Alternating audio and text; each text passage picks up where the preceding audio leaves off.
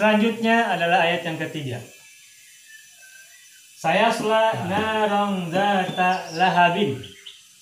Lahab atau lahabin. Baik, kita uraikan.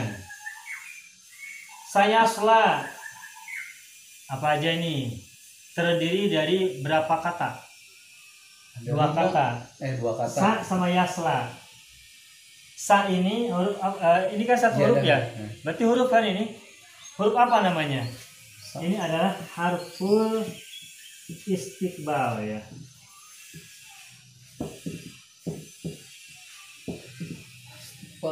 Istiqbal. Istiqbal huruf masa depan. Istiqbal, mustaqbal itu masa depan. Ya artinya akan atau kelak. Kayak di surat ini, surat An-Naba ya. Amma yatasaalun 'anin naba'il 'azim alladzi hum fihi mukhtalifun. Kalla saya'lamun kan? Saya'lamun. Ini ada huruf sa. Asal katanya adalah ya'lamuna. Diawali oleh sa. Kalla saya'lamun, tsumma kalla saya'lamun. Nah ini sa ini adalah huruf istiqbal, artinya adalah kelak atau nanti. Jadi nanti masa akan datang, masa depan, mereka akan mengetahui. Ada dua huruf istiqbal, ada sa, ada saufa. Saufa. Ini dua-duanya huruf istiqbal ya. Istiqbal. Harful istiqbal. Istiqbal ya. Sa sama saufa. Kalau saufa ada di surat At-Takasur. Alhaakumut takasur hatta zurtumul maqabir kalla saufa ta'lamun tsumma kalla saufa ta'lamun. Bedanya kalau sa harus disambung dengan huruf sesudahnya tuh. Iya, dengan huruf sesudah disambung kan sayasla. Saya'lamun. Kalau saufa harus dipisah, munfasil. Saufa. Terus beda yang kedua, kalau sa itu akan datangnya itu masih relatif dekat. Kalau saufa lebih jauh lagi dari sekarang. Di sa artinya kelak, saufa juga artinya kelak. Bedanya kalau sa masih dekat, kalau saufa lebih jauh. Akan datangnya lebih jauh. Ya. Jadi ada sa, ada saufa. Di Al-Quran dua-duanya kita temukan. Kalla saya'lamun, tsumma kalla saya'lamun. Kan? Oke, berikutnya. Sa harful istiqbal. Dan sa ini atau saufa sesudahnya harus fil mudhari. Nggak mungkin fil madi. Karena fil madi kan berarti sudah. Sedangkan sa kan akan datang. Berarti ya harus fil mudhari. Berarti yasla adalah fil mudhari. Apa cirinya? Ya bisa dua lah cirinya. Pertama karena jawabannya huruf istiqbal sa. Kedua ada ciri huruf ya nih, huruf mudhari. Yasla. Nah. Yasla itu fil mudhari. Coba. Yasla fil mudhari, fil madinya apa? Yasla dari sholat. Hah?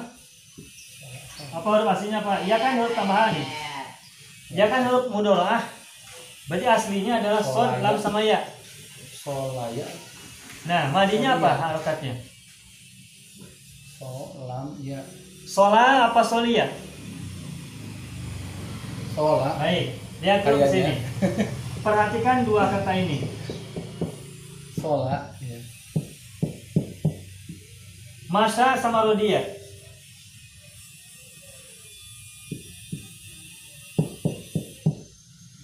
Perhatikan dua kata ini ya. Masya sama rodia. Iya. Masya huruf terakhirnya ya. Rodia huruf terakhirnya juga ya. Iya. Dua-duanya diakhiri oleh huruf ya. Tapi perhatikan harokatnya. Yang atas masya Ya, itu ya-nya nggak dibaca. Tapi memanjangkan harokat patah sebelumnya. Masya. Kayak kasus yang ini. Algena. Sedangkan kalau dia huruf lampirnya ya juga, tapi ya-nya diharokati, dibaca ya.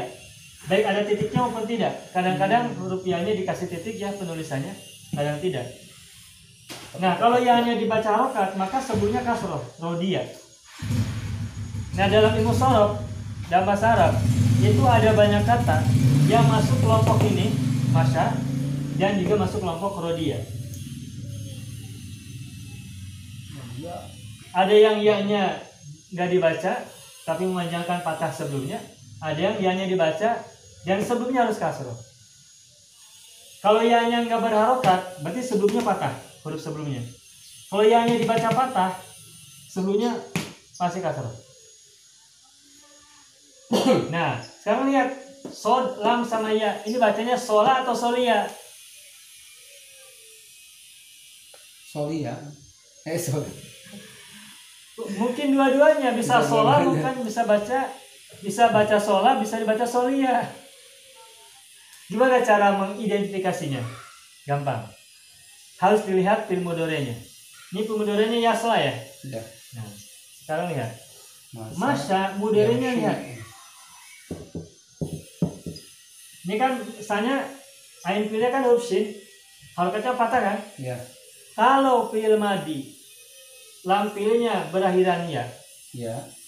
dan sebelumnya adalah fathah ain fi'ilnya, maka pada saat mudhari ain fi'il fathah ini hampir semuanya menjadi kasroh. Hampir semuanya. Atau pada umumnya, atau gampangnya kasroh. Kenapa saya sebut pada umumnya? Karena ada beberapa yang nanti patah juga, tapi nanti ada penjelasan tersendiri. Nggak sekarang insya Allah. Pada umumnya dulu, kalau ada fi'il madi yang lam fi'ilnya huruf ya, dan ya-nya nggak diharokati, sementara sebelumnya adalah fathah, maka harokat fathah ini pada ain fi'il ketika ditasrif ke fi'il mudhari berubah menjadi kasroh. Fathah menjadi kasroh, a menjadi i. Masa yamsi dari silang, masa yamsi dari atas ke bawah, a i. Masa yamsi. Ada banyak contoh yang lain. Roma, yarmi, jaro, yajri. Contoh yang lain misalkan kawa, Kawi. Yakwi. yakwi, kafa, Yakfi. kafi, dan banyak yang lain. Roa, Yarwi. dan seterusnya. Roa, yarwi, dan seterusnya. Yang ini ya. Ya. Bagaimana kalau rodia? Kalau rodia yang lam fi'ilnya ya-nya berharokat fathah dan sebelumnya kasroh ain fi'ilnya, maka ketika mudhari beda. Gimana perbedaannya? Yarbo. Nah, tuh. Ya, tuh jadi patah. Yarbo. Jadi kalau ain punya kasroh, ketika mudhari jadi naik patah. Yang patah jadi kasroh, yang kasroh jadi patah. Disilang. A jadi I jadi A. Rodia Yardo. Nah, sebagaimana ini pun punya teman banyak. Rodia juga temannya banyak. Contoh, Nasia, Yansa, Gosia, Yabsha, Baqiya, Baqiya Qaf, Baqiya, Yabqa, Fania, Fania, Fania, nah, Nun. Fania Yafna. Satu lagi Khofia, Yakhfa. Nah ini sekarang Yasla. Solia. Karena ini mudhari'nya Yasla, berarti Solia. Kenapa bukan Sola? Kalau Sola nanti Yasli. Masa Yamsi, Roma Yarmi, Sola Yasli. Tapi kan ini mudhari'nya Yasla. Berarti kayak Yardo, berarti madinya adalah Solia.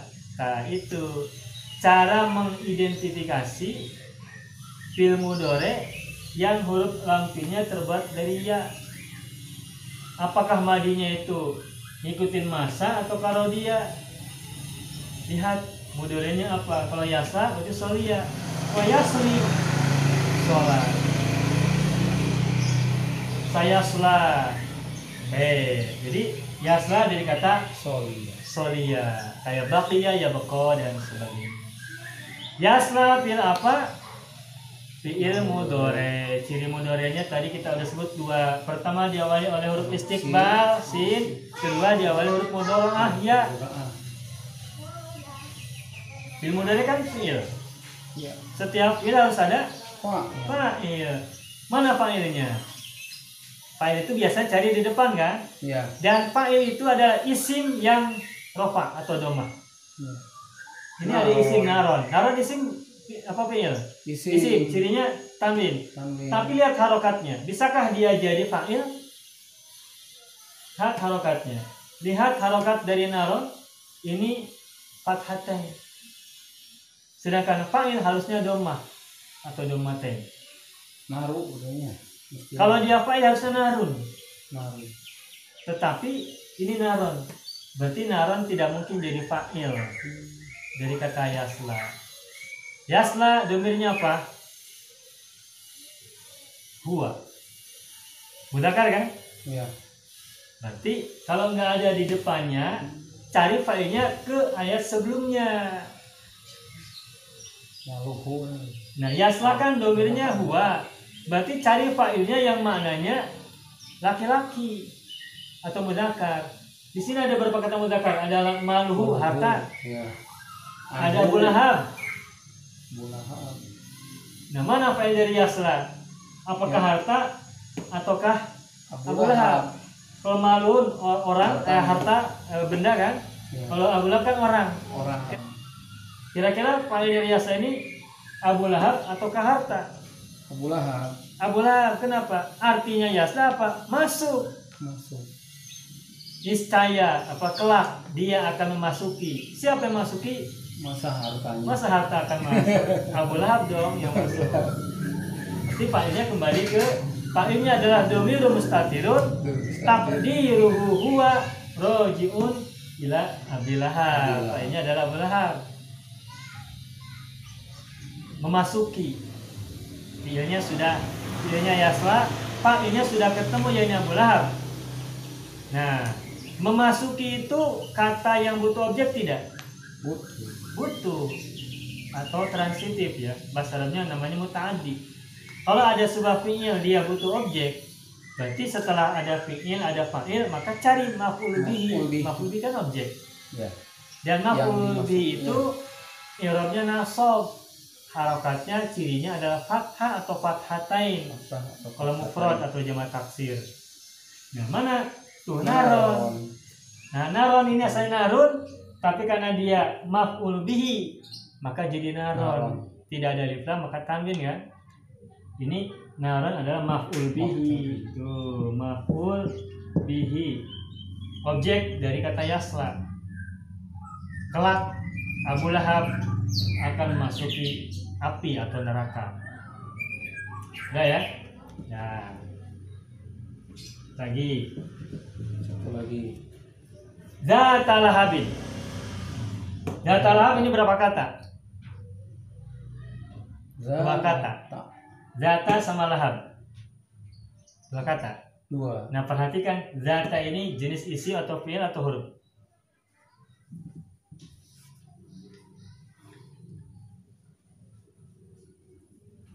Masih jarang ya.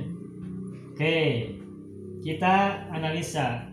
Pakai yang kita sudah tahu dulu aja. Isim ya kayaknya isim. Kalau kita ngeliat ciri-cirinya, ini kan zata ada 3 huruf, za ada sama ta. Ya. Huruf belakangnya kan fathah ya. Kalau kita baru tahu pertama ini dikira fil madi. Seperti kata kola, Ya. zata. Zata ada alif tengahnya kan? Kola kan ada alif tengah. Kola kan fil madi. Ya. Tapi zata ini bukan fil madi. Ini adalah isim. Ini sarohnya. Bukan. Zatu ini merupakan bentuk mu'annas dari zu. Zu itu artinya memiliki. Zu ilmin. Memiliki ilmu. Misalnya anta zu ilmin. Kamu memiliki ilmu. Anta kan laki-laki. Anta zu ilmin. Kata zu sama zatu ini artinya sama memiliki. Bedanya kalau zu untuk mudzakkar, zatu untuk muannas. Kalau di sini contohnya misalkan anti, kamu perempuan memiliki ilmu, maka jadi anti zatu ilmi. Anti zatu ilmi. Kamu memiliki ilmu. Jadi zu itu adalah maknanya sama dengan zatu. Bedanya kalau zu untuk laki-laki, zatu untuk perempuan mana. Bedanya yang lain, kalau zu itu isim 5 kan, asmaul khamsah. Ya. Asmaul khamsah. Kalau zatu bukan. Kalau zu, kalau patah jadi za ditambah alif kan. Kalau kasrah zi ditambah ya. Ya. Nah kalau zatu mah enggak. Kalau rofa zatu domah. Kalau nasab patah data. Kalau kasrah zati gitu. Zatu data zati tergantung i'rab. Kalau rofa zatu, nasab data, zati. Nah sekarang kenapa ini zat yang ini dibaca data? Berarti nasab. Terus kenapa tiba-tiba nasab? Nah ketahuilah zata ini adalah naat dari naron, neraka yang memiliki. Karena naronnya fathah, maka sebagai naat, maka harus ikutan fathah. Karena naat juga bagian dari tawabi' yang ikutin man'ut. Nah zata ini adalah naat, man'utnya adalah naron. Itu karena man'utnya adalah mansub fathatain, maka naatnya pun ikutan mansub. Ya, fathah juga. Dan kenapa tidak bertanwin? Yang pertama zatu mah nggak bertanwin. Zatu mah dari sononya udah tidak bertanwin. Zatu nggak boleh zatun, nggak boleh zatan, nggak boleh zatin. Karena zatu itu kata yang hanya bisa digunakan ketika jadi mudhof. Zatu sama dengan zu itu adalah dua kata yang dipakainya harus digandeng dengan kata sesudahnya. Mesti dimudhofkan, mesti diidhofahkan. Nah kalau mudhof berarti kan nggak pakai tanwin. Iya. Naron mansub maka zata. Nah, terus dia mudhof kan? Ya. Karena zatu itu kata yang mudhof. Iya, mudhof. Maka mana mudhof ilaihnya? Lahabin mudhof ilaih. Berarti datanya adalah mudhof tuh. Jadi data tuh banyak ada beberapa kedudukan. Data tuh ada beberapa kedudukan. Di satu sisi dia naat bagi naron, tapi data juga mudhof untuk lahabin mudhof ilaih bagi data. Gitu. Paham ya? Selesai ayat yang ketiga.